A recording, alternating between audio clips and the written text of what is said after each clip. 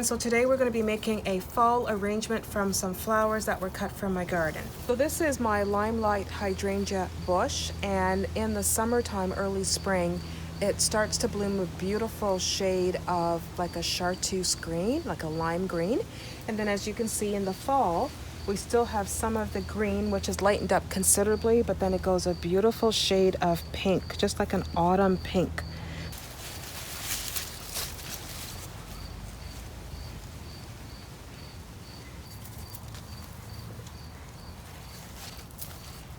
So this is our sedum, and in the fall it goes a beautiful shade of like a cerise pink. It's lovely to use in an arrangement. So one of my tips when I'm cutting my flowers from my garden, I cut the stems on an angle. Take in more water afterwards when you do so. And I always have a bucket of water right handy with me. So as soon as I cut them, I place them right in the water. In particular, the hydrangeas really enjoy having the water right away. I find that if I don't, then they tend to wilt by the time I get in to do my arrangements.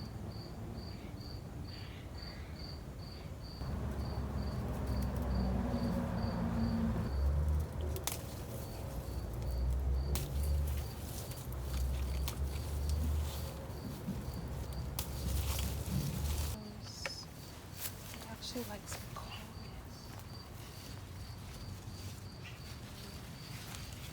I'm gonna put a stem of Coleus in.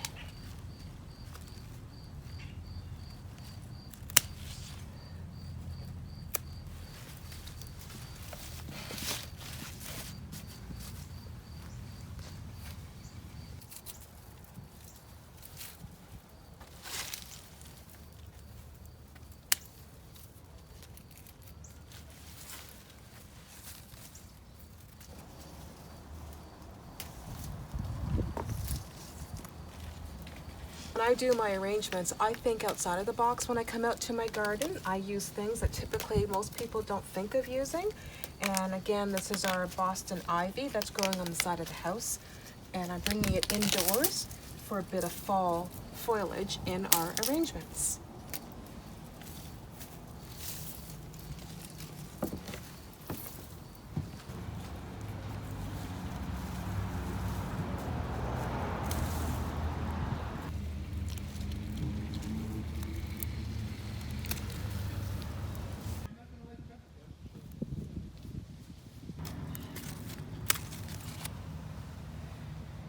This planter, I planted it in the summer. Our front yard here gets a lot of shade throughout the day, and these are great plants for the shade. Right here, the yellow flower, that is begonia, yellow begonia, and this here is Coleus, and I never imagined that it would grow this high. I actually have never done this up on this landing, and this is the first time I've planted it up here by the step, and it did really well. As you can see, it grew really, really tall. So I'm going to add this to one of the fall floral arrangements. Now that I've collected all of the flowers from my garden, we're going to start to put together our fall arrangement in this lovely large vase. First, I'd like to start with the hydrangeas. I always begin with the larger flowers, and they are the foundation for doing this arrangement. I cut the stems one more time to open up the ends for the water to soak into the flower to rehydrate them. And usually when I do my arrangements, I like to do things in odd numbers. So for this one, it's either going to be 3, 5, or 7 hydrangeas. So let's start and see how this takes shape. Once again, we recut our stems on the bottom. Any leaves that are extra, we don't like those to go into the water. It just helps to keep our water nice and fresh. So that's 4 hydrangeas that we've got in the neck of the vase there. And I always say lots is better. And if you don't have a garden where you can go out and cut fresh gardens like this, you can always go to places like HomeSense, Michael's, Winners, even Dollarama, depending on where you're located, and get some artificial flowers that look similar or ones to your liking. Again, this is a fall theme arrangement, so choose fall ones. Even if they don't have hydrangeas and they have things like sunflowers, that's perfect for this time of year. This arrangement will most likely be going on my end table in my living room, so I like to have the bulk of the display of the flowers around the front section, although I do keep it nice and full, just in case we turn the vase or I want to place it, say, on my dining room table. And I'm going to place some more of the Bridal Spirea right in the front here.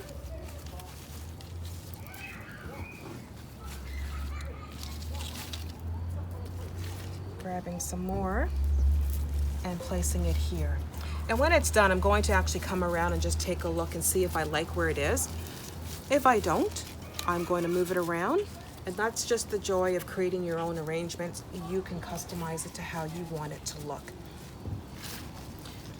Next, I'm going to move on to some more of the vine type from my garden. And this is Swedish Ivy, which was growing in some of my annual pots this year. And it's got a lovely smell to it. And again, carrying in with the pink and the purple, if you look closely, the leaf is tinged on the edges with a little bit of a purple. Isn't that pretty?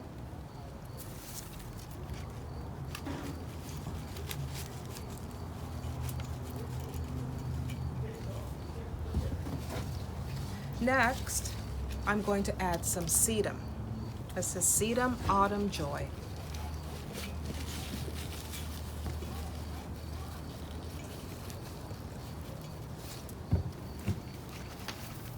As you can see, I like a full arrangement.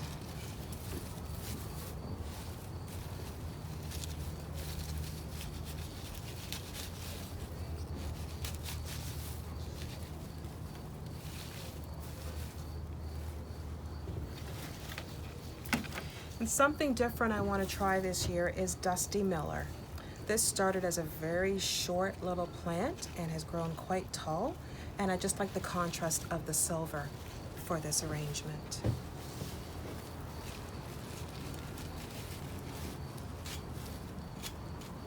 I think I have another, yes, I have some more over here.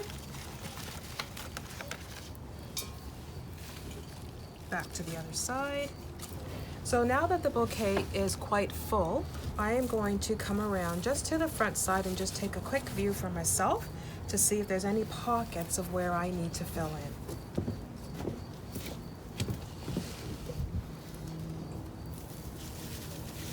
And I'm just going to move some things around.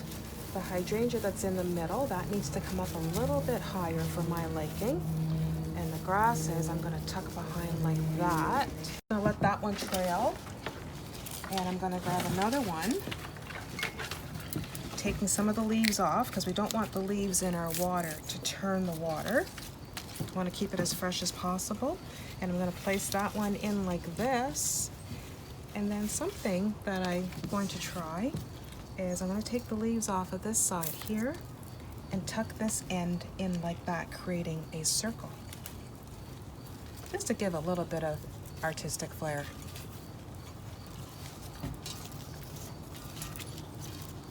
Starting to come together. A bit of fall color there.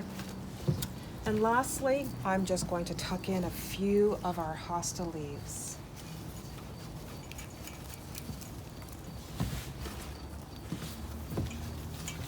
And this, I find, for me, it just kind of frames my arrangement and gives a little bit of greenery on the bottom side. Again, anchoring what we have in our vase.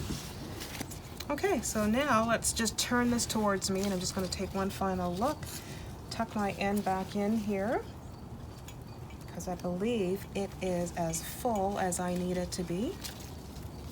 And some of you may not like a full vase like that. Again, it's your own personal preference, but just giving you an idea. I always say, no style is wrong. It's whatever you're liking. Let your flavor of what you like come out in your arrangements. And there we have our fall arrangement.